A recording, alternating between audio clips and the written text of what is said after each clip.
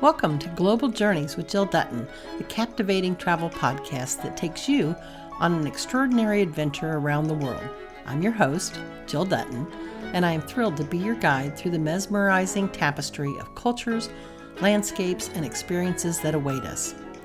Global Journeys with Jill Dutton is more than just a travel podcast. It's an exploration of humanity itself. Through the power of storytelling, we illuminate the lives of the remarkable individuals we encounter along the way. Whether it's through the eyes of a fishing guide, a distillery owner, a mixologist, a historian, chef, or even a farmer, each person we meet adds a rich layer to the narrative of culture and place. In this podcast, we embark on a transformative journey where the focus goes beyond the typical tourist attractions. Instead, we dive deep into the hearts and souls of the places we visit, uncovering the hidden gems and untold stories that make each destination truly unique. Join me as we venture off the beaten path, seeking authenticity, connection, and a deeper understanding of the world we inhabit. Together, we'll unravel the tapestry of cultures, one story at a time. Although my writing career began in the late 90s when I created and launched a wellness publication called Evolving Magazine, since 2015 I've worked as a travel writer on a mission to seek out the locally celebrated foods, liquor trends, outdoor activities, and stories of those I meet along the way. My work has been published in Wine Enthusiast, Afar, Woman's World, First for Women, Insider, Road Trippers, Modern Farmer, Chilled Magazine, and many more digital and print publications. I'm also the creator of Global Plates, The People We Meet, The Food They Eat, a syndicated column. Creating this podcast is the next step in my journey of sharing the stories of the people I've met along the way. So pack your curiosity, leave your preconceived notions behind, and let's embark on Global Journeys with Jill Dutton, where each episode promises to inspire, educate, and awaken the wanderlust within us all. In today's episode of Global Journeys with Jill Dutton, we'll dive deep into the vibrant tapestry of Loreto's past and present, unveiling hidden gems, untold legends, and the undeniable allure that has drawn travelers to this coastal paradise for centuries. Nestled along the pristine coastline of the Gulf of California, Loreto is a destination that seamlessly blends natural beauty, rich history, and authentic Mexican culture. This charming town exudes a laid-back and inviting atmosphere that instantly captivates visitors. Loreto boasts a breathtaking backdrop of turquoise waters, stunning beaches, and rugged mountains. The Gulf of California, referred to as the Aquarium of the World by Jacques Cousteau, is renowned for its incredible marine diversity. Snorkeling, scuba diving, kayaking, and sport fishing are just a few of the activities that allow travelers to connect with the area's marine wonders. Culturally, Loreto offers a blend of Mexican traditions and local influences. Visitors can immerse themselves in the warm hospitality of the local community, savoring traditional Mexican cuisine and enjoying vibrant festivals that celebrate the town's heritage. Artisans often showcase their handcrafted goods, allowing travelers to take home a piece of Loreto's culture. For the traveler wishing to avoid the touristy destinations and instead immerse themselves in local culture, Loreto offers a welcome escape from the hustle and bustle of modern life. I myself have visited Baja California Sur twice, the first time an invitation to spend 3 days sport fishing. Each day, we spent the day with a delightful captain as our guide, watched marine life, and fished for our dinners. After, a local restaurant would prepare our day's catch in a myriad of dishes, such as ceviche, grilled, fried, and more. It was a feast, and the experience led to my interest in sport fishing. On my second visit, I flew into Loreto on one of American Airlines' direct flights. Mine was from Dallas-Fort Worth. We toured the walkable city by foot, dining in small outdoor cafes, spent a day on a catamaran discovering the islands in the south part of Loreto Bay, took a day trip to San Javier, then spent an overnight in a cabana in the middle of the desert where we met a vibrant couple who shared their piece of paradise set in a desert oasis with us. For more information about La Purísima, see the link to an article I wrote about this delightful couple we met in the desert, or view the itinerary from the Loreto trip in this episode's notes or at globaljourneyswithjilldutton.com. Today's guest is Jesus Ordonez, the General Director of Visit Baja California Sur, promoting travel to this rich and varied destination comprising the southern half of the Baja Peninsula. Jesus is responsible for the development and execution of all destination marketing, public relations, and team management. Since 2015, he has implemented a strategy focused on establishing destination ambassadors who encourage U.S. and Canadian travelers to explore the many sights, terrains, and adventures of Baja California Sur. As an avid adventurer who loves scuba diving, sports fishing, hiking, road trips, tennis, and golf, Jesus enjoys sharing his wealth of knowledge of and passion for the history, natural bounty, and vibrant community of Baja California Sur. So without further ado, please join me in welcoming Jesus to Global Journeys with Jill Dutton. Jesus, thank you for joining us today and sharing your insights on Loreto. We can't wait to embark on this incredible journey with you. Oh, I'm very happy to be here with you today. Oh, wonderful. First, I'm going to ask you some quick questions that you can respond to just briefly. It's a look at Loreto in particular to give listeners just a quick overview of the destination. So if you're ready, then the first question is, what is Loreto known for? All right. Well, Loreto is it's a small destination in the Gulf of California coast of Mexico on the state of Baja California Sur. And this destination has two very important features. One of them is it's a Pueblo Mágico, which is a designation granted by the federal Mexican government to all of these locations that preserve their culture heritage, their architecture, and that are significant within the development of a community. Right. And this is because Loreto was the first capital of the Californias. What this means is that when the Spaniards came into mainland Mexico, they heard of a place that was rich with pearls. Mm-hmm. At the time, there was a very famous novel, Las Nergas de Esplandian, which are the adventures of Esplandian. Okay. And that novel talked about an island reigned by a queen, Queen Calafia. The island was named California. And this island was rich with gold and pearls. So when they heard about this place, they gave it a try and landed in what is now La Paz in 1532. Mm-hmm. And it took them more than 150 years to be able to leave a settlement that will stay for the long run. And this was in Loreto in 1697. So the first mission settlement was Our Lady of Loreto. Mm-hmm.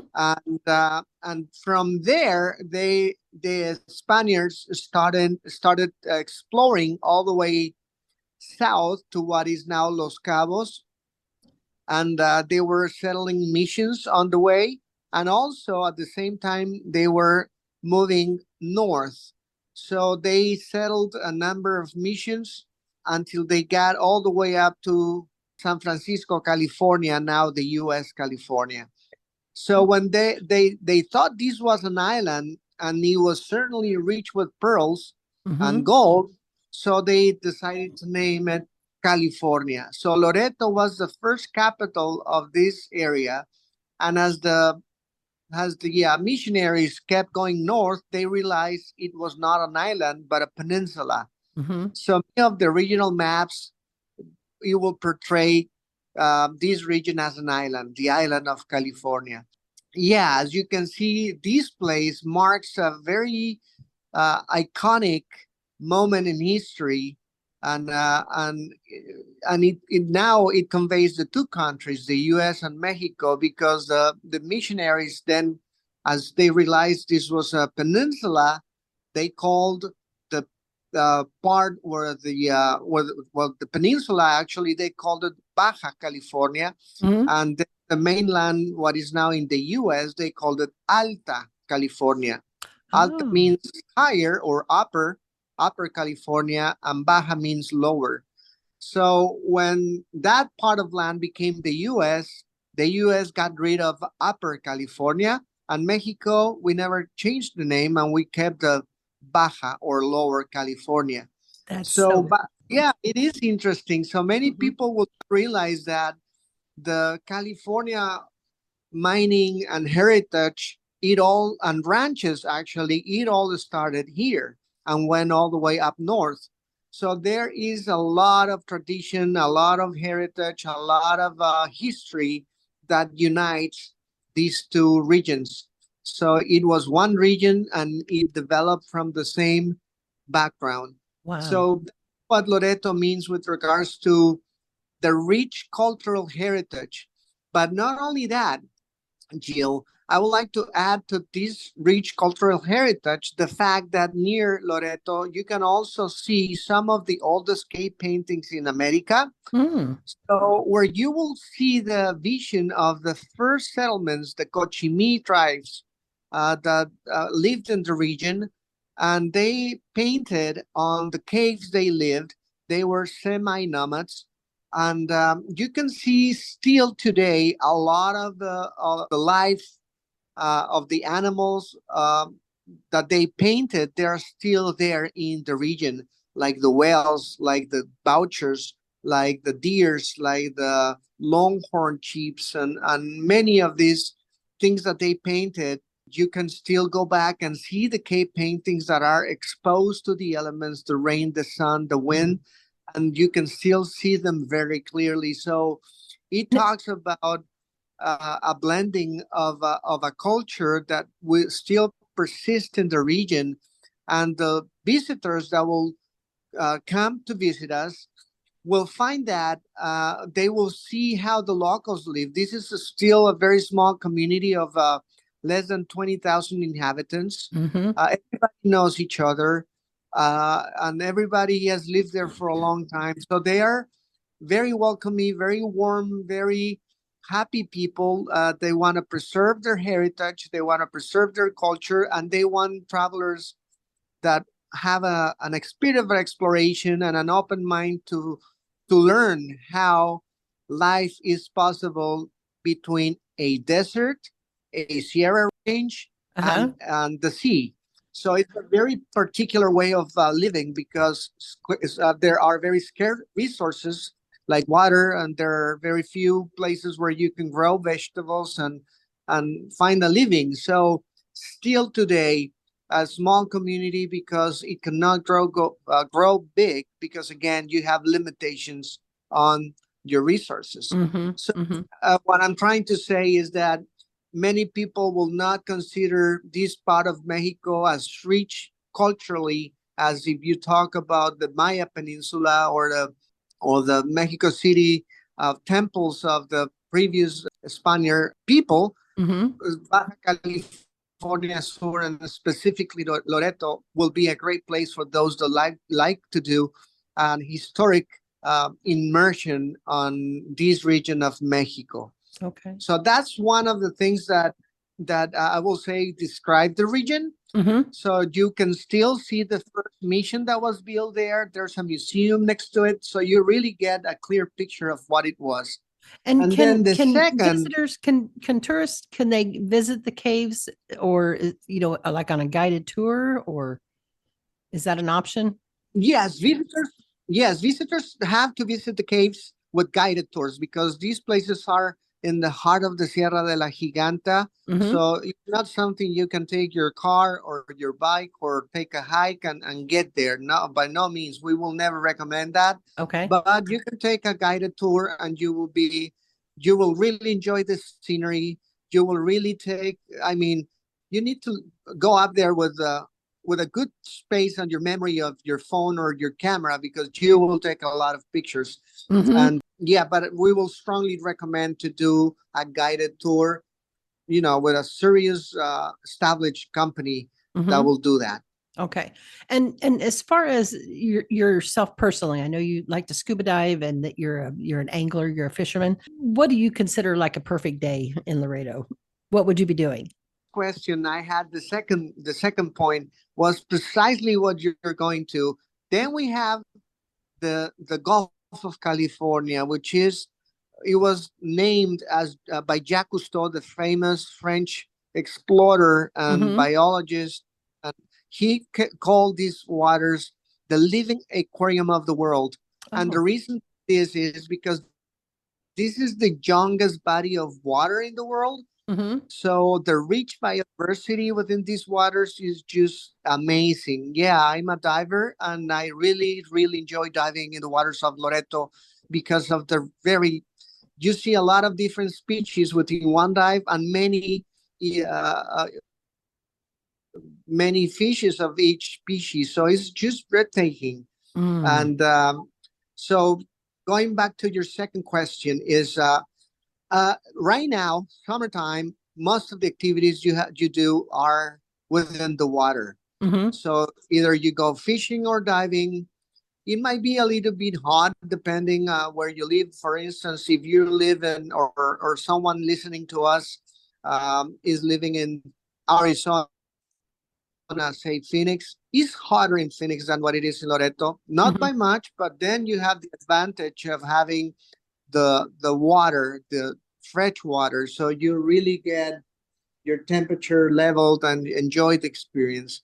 So sport fishing is great. We Yes. have mahi mahi right now. We call it dorado, Mm-hmm. and Jurel will soon be coming up to the shores. Some marlin, but we also have some sea bass, Oh. uh, big sea bass too. So I've been seeing the fishing reports, and they've been cutting good sized mahi mahi Mm-hmm. and dolphin fish. So it is exciting time to be fishing here in Baja.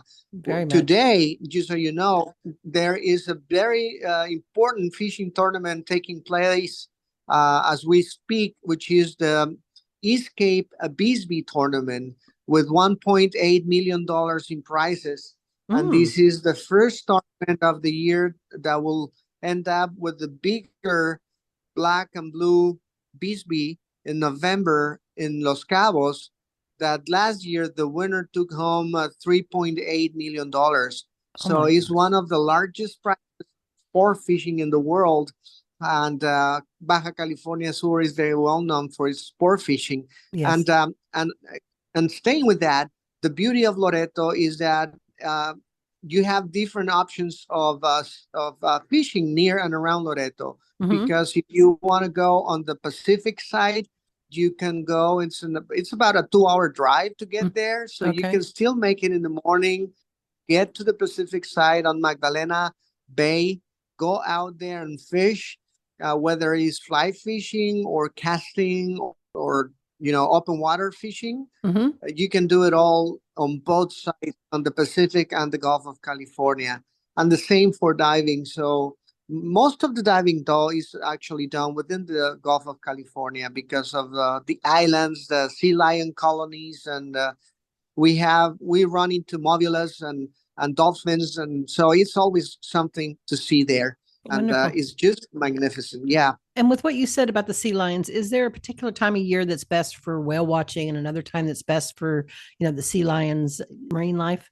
Certain times a year when they're the guide. Yeah, actually, the sea lions are not there right now because they moved to a specific point near La Paz Mm-hmm. to mate. So they are now on their mating season. So they come down to the largest colony of sea lions, which is near around La Paz, and then they go back as soon as the newborns are arrive. Then the males start going back to Loreto.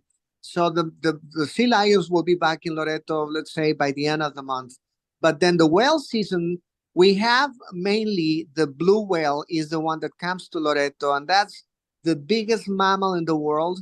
Mm. He's very shy, very little research on the world has been done on this species, still under protection by the federal government of Mexico and also by in the world is a protected species. So we're very honored to receive the blue whale every year from December to April. Since they go around the peninsula from Alaska, they arrive a little later than the other whales arrived in the other whale sanctuaries in Baja California Sur. So on the Pacific coast, we have the great whales, Mm-hmm. and then on the Gulf, we have the blue whale. So from Loreto, you can visit both the blue whales and the great whales on the same trip. So you will go to Bahia Magdalena, spend the day there, and take two turns on going out to see the whales within the bay, and then drive back to Loreto, or you can stay another day and do the same, Mm-hmm. and then come back in the afternoon to Loreto and take at least two turns in Loreto in 2 different days. So it usually looks like getting up in the morning around 8. By 8, you're out on the boat.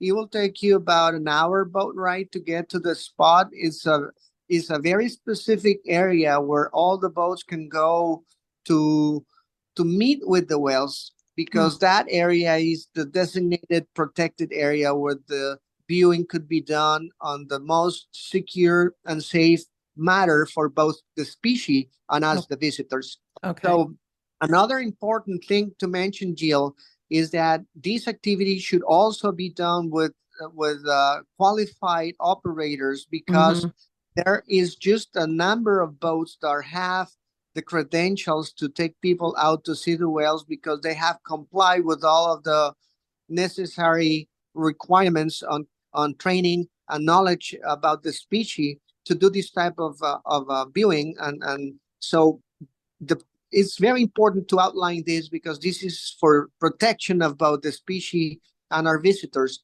So Yes. you are out there looking, they you don't see him from close, but you see him from far. But it's incredible, all of the knowledge that the captains will share with you, because Mm-hmm. they've been doing this activity for many years, and they have developed this relationship with the species, because they know them well by name. They know each individual. They can identify them because of the shape of their tail, because of the marks on their skin, and they can tell you how many times that whale has been on the Loreto Marine National Park, how many baby whales had that female have, and what are their names, and so on and so forth. So Yes. you will learn about their behavior. You will learn about why they come here to breed and give birth and feed. Well, they don't feed; they feed once they go back to Alaska. But Mm-hmm. it is a very important part of their life to make it back to the safe waters of the Gulf of California. So we're very fortunate, and also very excited and happy to share with all of your audience. And this is a must do experience in your life. This is Yes. just a very unique and fulfilling experience, and it's amazing. So I highly recommend that, because when the whales are here, where the sea lions are here, you will see other marine life on the Marine National Park. This is we believe it's the second largest marine national park in Mexico. Mm-hmm. So there's a lot of things to see, from birds like the blue-footed boobies that live there permanently too. Many Mm-hmm. people will never expect to run into them there, but they do. So you see a lot of life, both in on the water, on top of the water, and on the air. So the whale watching experience we recommend to do 2 times, to go out in to Loreto to see 2 days in a row, or 2 separate days to see the whales, because each day is different. And again, you are looking at a species on its natural habitat, and you can never tell what's going to happen. Oh, that So is fantastic. it's our recommendation. So to do whale watching, we will highly recommend to do a 6 to 7 day trip, Mm-hmm. because you will have to because the weather is so nice. You can do a mix of 2 days while watching in Loreto for the blue whales. Then you can go to Bahia Magdalena and do another 2 days there. You come back to Loreto and do some cave painting, some hiking. It's great to do hiking at that time of the year. You can visit a ranch where you can also learn how the locals make their flour tortillas with the cheese. They prepare the cheese, and they will teach you how to do the burritos. So Oh, that is just wonderful, because you can really see how the life of these small ranches in the middle of nowhere Yes. Uh, I it's visited La Purísima, the cabanas at La Purísima. What? exactly if you go Yes, to La and we Purísima. did we ate her goat cheese and Oh yeah, the homemade tortillas at every meal, and everything was sourced either from her land or from the ocean 10 miles away. correct. It was the most amazing experience I've ever had. It really was Yeah. the best food. And speaking of food, so food plays a significant role in the cultural experience of a destination. So, what are some traditional dishes, since we're talking about that, or maybe even restaurants that visitors should try in Loreto? Well, great question, and I agree with you. Food is is a very important part of the experience, Mm-hmm. and I agree. When you go with Lilia and Lalo over there at La Yes, Purísima, yes, it's incredible, and they are such lovely people. It feels we always say that Lilia is our grandma. yes. You fall in love with her. She wanted to adopt me, and I loved them both. I did. It was a great visit. So, is there a particular food that you think someone should try, or if someone wants a traditional dish in Loreto, what do you suggest? Yeah, thank you for that question. Well, I will suggest a few things. One of them is almejas, which are the clams. Mm, And in this case, Loreto is famous for the almejas chocolata. It's the same as chocolate, but instead of an E, you add an A, chocolata, because chocolate. of the color of the outer shell. Mm-hmm. And in Loreto, they have different ways of preparing this almeja. But I'll tell you why this dish is important. It's documented that the Cochimi, the original semi-nomads, inhabitants of this land, will come to the seashores and will pick the clams on low tide, and they will prepare necklaces to dry the clams and put them on the necklace so that when they go back to when they will move to a different spot, if they didn't hunt or they were lacking protein, they Mm-hmm. will use each one of these clams to feed the children and the elder. So there is an Asian tradition of this food being part of the local diet Mm-hmm. still today. So local Loretanos eat a lot of almejas, and And they're they have, delicious. yeah, they are delicious. And they have several dishes. The most typical one is called almeja tatemada, Mm-hmm. which is a smoked almeja that they place on the ground, facing backwards. So they place it on the ground on a gravel bed they make, and then they collect this dry bush from the desert and put it on top of the almeja. They light it up so the heat of the bush will cook the almeja, and then you let it dry a little bit. You grab a slate of on the arroyo on the creek, and then you hit the lower bottom of the almeja on the slate, and it opens up. So you put several of these on one flour tortilla, Mm-hmm. and they prepare a dip made of mustard.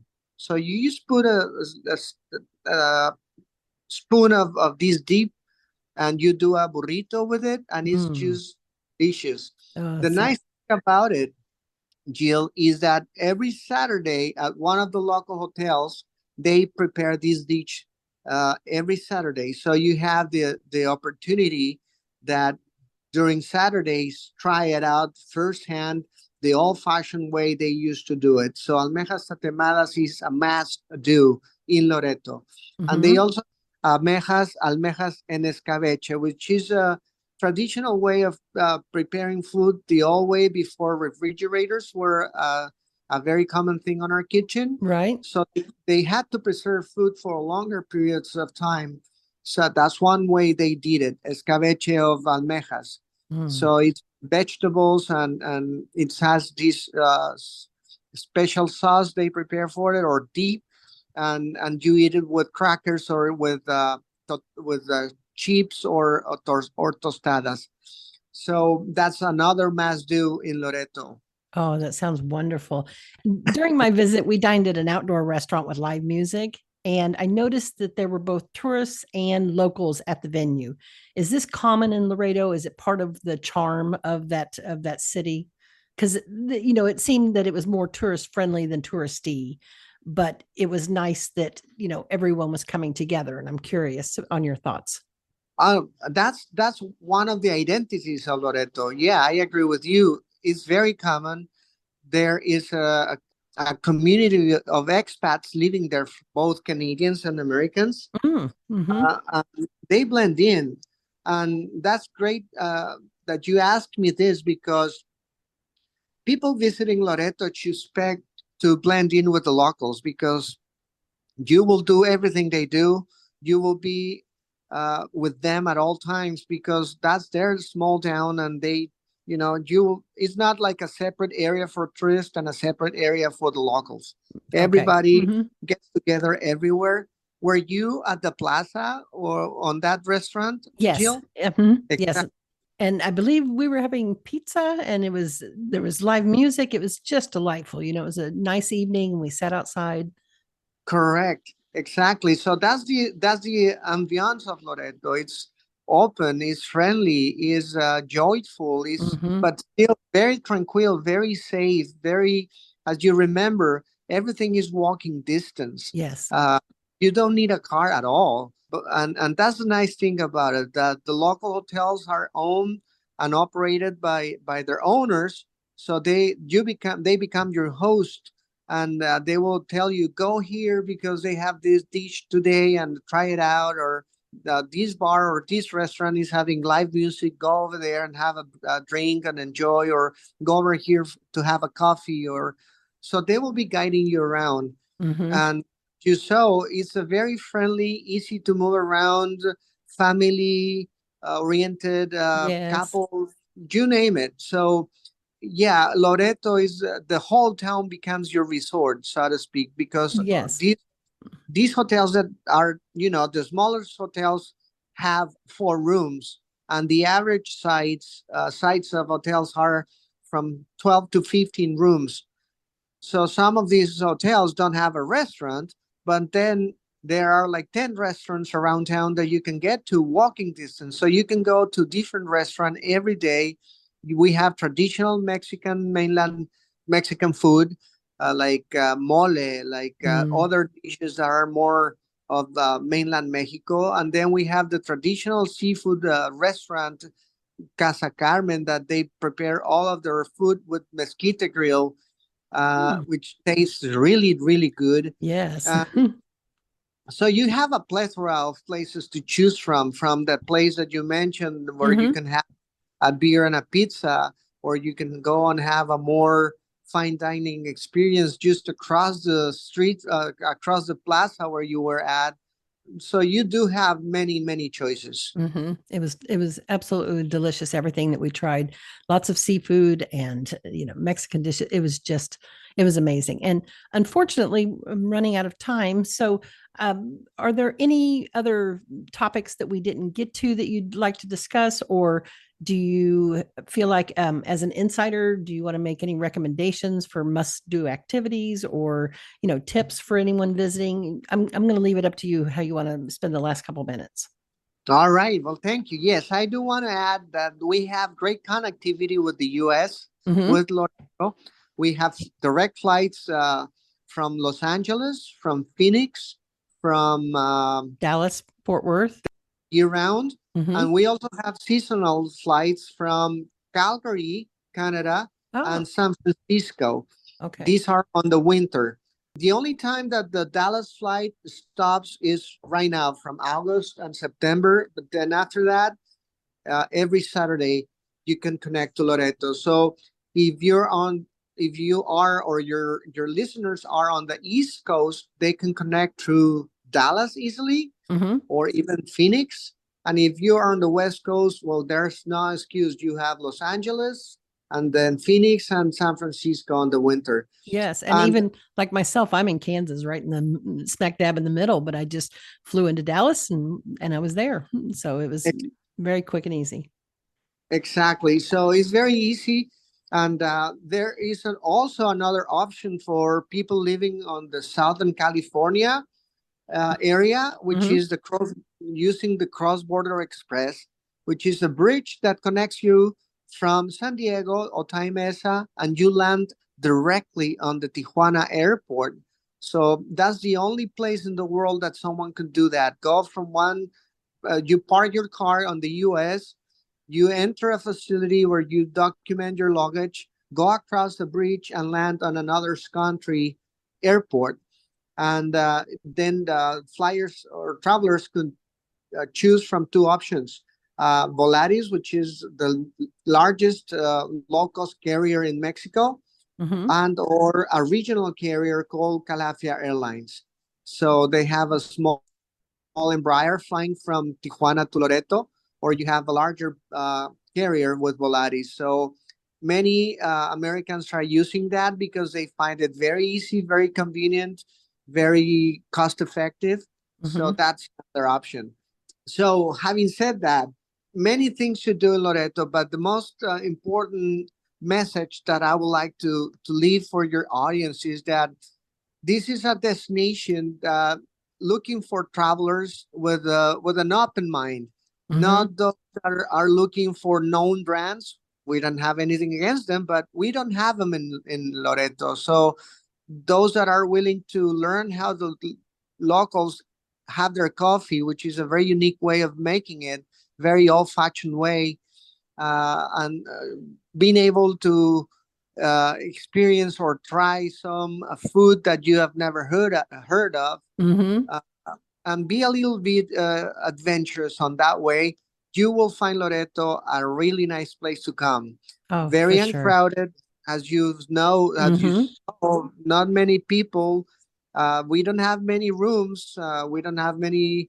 Uh, uh, I mean, it's a very small destination. That's what I'm trying to say. So we highly recommend to take time to make your reservations, book ahead of time. We get sold out, and we want to keep it that way. The locals want to keep it that way. They don't want to change their heritage. They want people to come to get to know that heritage. They want to share it.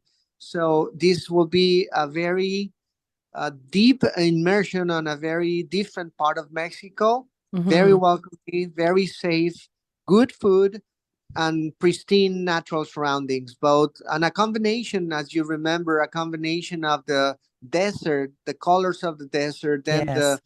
turquoise water of the sea, and the Mhm. blue depths, and then the Sierra Range right behind the Sierra de la Laguna, where you see the sunset and the different colors of orange, red, pink, and purples, and it's just so pretty on the backdrop of the oasis, because Loreto is actually an oasis. There's so many palm trees, and you realize that when you go out to the islands and you're coming back, you see how green it looks. Mhm. So it's a very unique spot. It is. So we are very happy to be reaching out through you to an audience that will be sensitive to this type of experiences, and Yes. we will be very happy to greet them in our end of the woods. Perfect. Jesus, this was so wonderful and so interesting, and I really appreciate your look into life in Baja, basically, and Laredo as well as a destination. So thank you so much for your time, and I hope to have you back because I still have more questions that I'd love to discuss sometime. Wonderful. Well, thank you so much, and I hope you enjoy the rest of your day. You too. Have a great one. Thank you.